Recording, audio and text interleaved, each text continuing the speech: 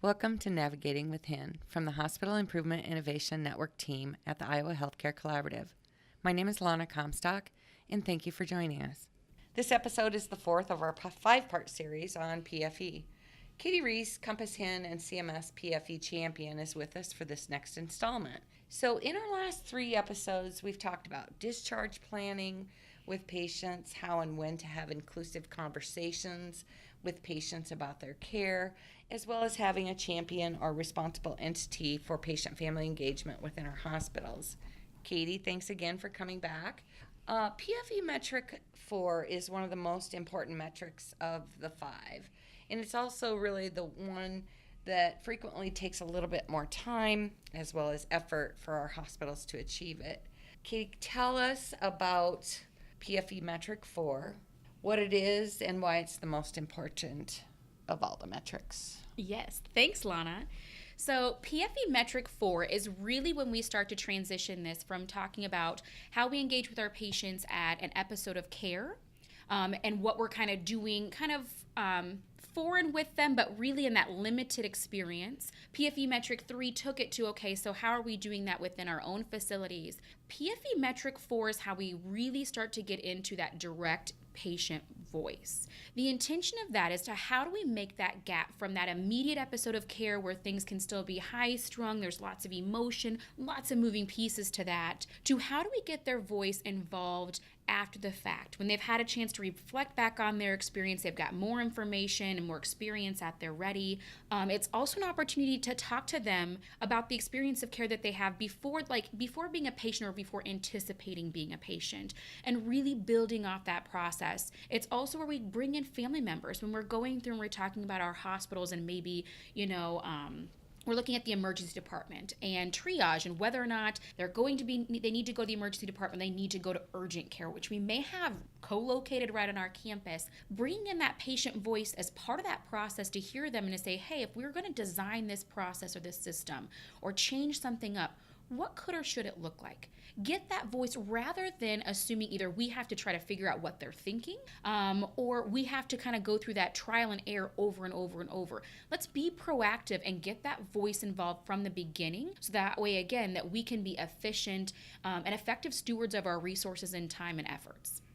So, Kady, one of the things is that we have a percentage of hospitals within our HIIN actually remarking that, yes, they're doing PFE4. So with that, do you know the number of people that are in our HIIN out of our 150 hospitals that are actually doing that? And then also a two-part question here is one thing that we hear very frequently from our hospitals is that they really don't have the resources for a patient family advisory council or any structure that's going to sustain patient activities. So can you answer those couple questions for hospitals? Yes. So one of the really great things within PFE Metric 4, and we talked about how it's kind of the one that takes a little bit more time for us to understand and kind of to achieve, is because within the metric, it gives us, again, we talk about that flexibility and that real life applicability of saying, how do you engage that patient and their family or that representative? And it can be something from, do we have a quality improvement team that we're working on? Are we doing again, we talked about, we're changing up our ED care workflow. What should that look like? Those small improvement efforts,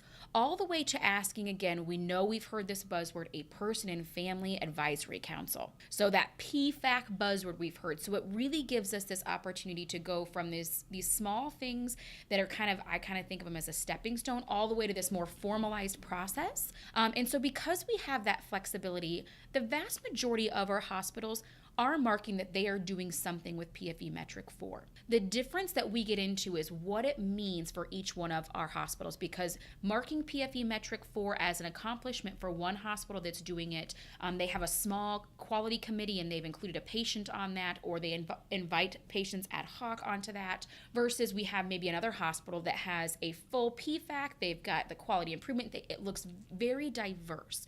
All of those opportunities are important, they're applicable, and they're appropriate. They all meet PFE Metric 4. So for some of our hospitals that maybe are kind of have staved off that a little bit, that is what I would want to point out to them, that it is not an all or nothing approach. There are very manageable opportunities to engage in through that process and to make that step. And what I'd want to do is we frequently go through and we talk about those resources. We recognize there is not a single person with any one of our hospitals that is only wearing one hat. There are lots of different competing priorities throughout the day, throughout the hospital. But the last thing we want to do is to make this seem like this is a completely separate activity, or it's a silo in and of itself. It's for someone else to do, is to go through and to look at, again, when the same thing we talked about within our champion areas and our functional areas. Look at who you currently have. Look at what's currently in place. Every single one of us have a care transitions team. Every single one of us have some sort of a quality improvement team. Every single one of us are working on maybe an improvement project. It may even be short-term and short-lived. Take those small opportunities to start inviting patients to be part of that process. It doesn't have to be 12 patients. It doesn't have to be highly formalized, but you can also go through and talk to your nursing staff, to your doctors, and see maybe have they had a patient who is really engaged, really activated, or moreover, a family member or caregiver who was a great advocate for their loved one. And so start in those different pieces, but don't think of it has to be this full hog motion. Think about what's appropriate, what's within your capacity now, because we can always build off that experience to fit your needs.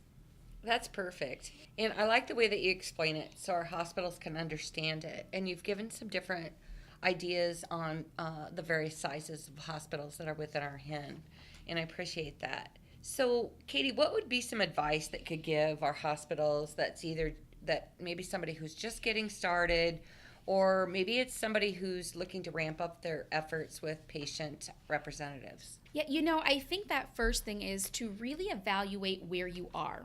We've talked about this before, but PFE is about our culture. It's about why we all got into medicine, the goal of why we became nurses and docs and got into healthcare versus engineering or banking or something else.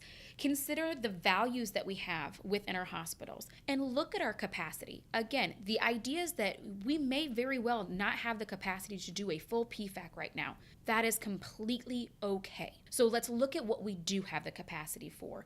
So what's existing that maybe we can invite that extra patient to be a part of, or opportunities to even share some of that information out with them via, like, we kind of call them to be kind of ad hoc or responsitory. There's like a distribution list.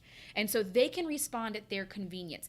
This could look a variety of different ways. So look at your capacity, look at what you're currently working on, what are your priorities, be innovative. Don't be afraid to have to just replicate something that someone else has done. And so as you're thinking through those processes, involve your quality improvement advisor. Again, we're here as a resource for you, and you can go through this process, bring in other people within your hospital, get their ideas, get some understanding. And if you're just getting started, don't be afraid to start small. Pick a small project that maybe is something that's only going to be happening over the course of a couple of weeks or a couple of months. Some of our hospitals, one of the easiest things that they found to start getting that patient voice involved and to have that representation in those processes has been in relation to those patient portals. Most of our hospitals have those, but they're only so good as how much our patients use them. And a lot of us are spending a lot of time and effort spinning our wheels trying to figure out how do we get our patients to use them? Do they need magnets? Do they need these big brochures? And what does that look like? Start inviting some patient feedback in through that process. And it can be something formalized. We bring them into a committee. Or before you even get to that point, it can be having your front desk or your admission staff have structured conversations about that and taking notes about it. So again, think about this as far as where it can fit for you. Start small. We can always build up together. Kady, thanks so much for joining us today. What a great discussion, great ideas. And I want to also thank all the listeners. And our next episode is going to be our finale in the 5-part series for patient-family engagement. And we're going to focus on patient and family representation on boards and in governance. It will be a discussion you surely won't want to miss. Thank you for joining us today. If you'd like more information or have a topic idea that you'd like to request, please contact anyone on our HIIN team. Thank you.